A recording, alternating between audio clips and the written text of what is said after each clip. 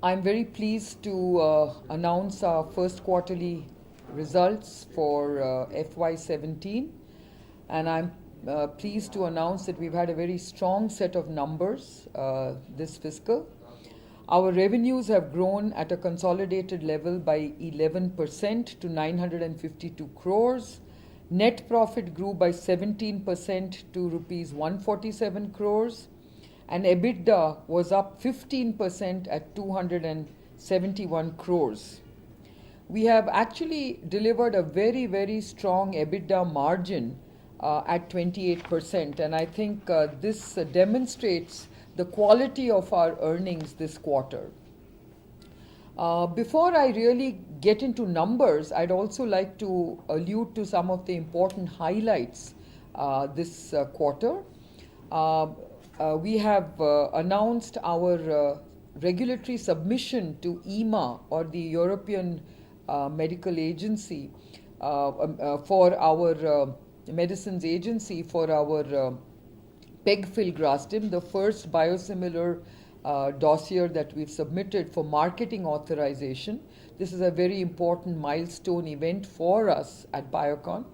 As you know, we have already shared with the market that we will be submitting 4 dossiers this fiscal pertaining to our biosimilar programs, which also include, other than pegfilgrastim, our insulin glargine, our biosimilar trastuzumab, and biosimilar adalimumab. So we remain on track to do those submissions. We also are pleased to announce other milestones which pertains to the regulatory approval that we have received for insulin glargine in Malaysia.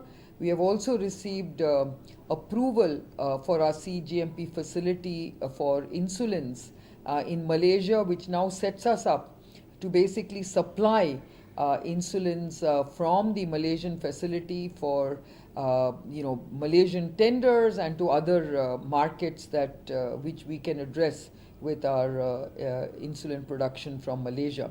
So I think these are very, very important milestones that I would like to share with you.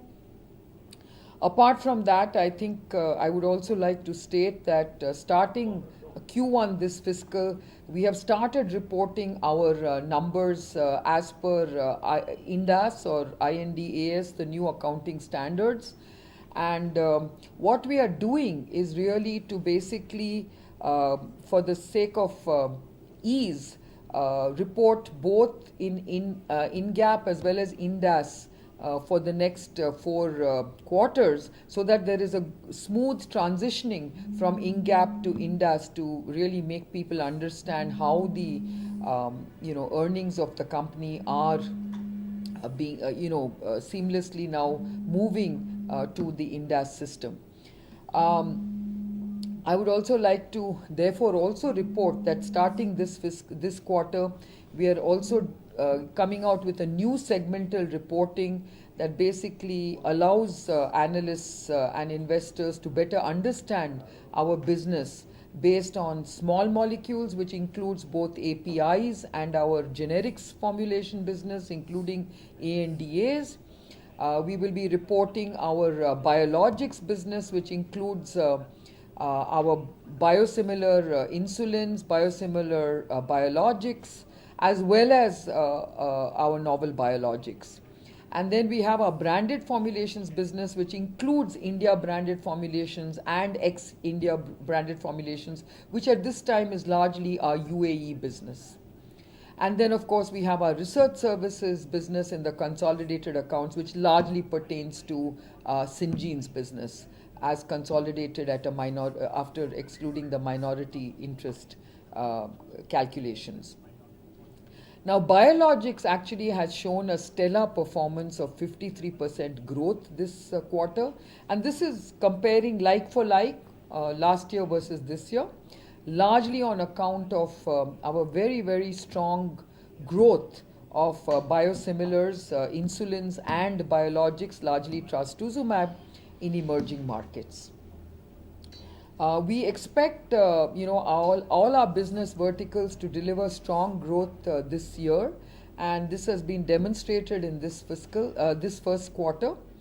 Um, we also believe that our glargine launch in Japan, which was another big highlight this quarter, will augur well for various regulatory submissions in emerging markets. As I mentioned, we are also on track to make our regulatory submissions with EMA and US FDA for insulin glargine this fiscal.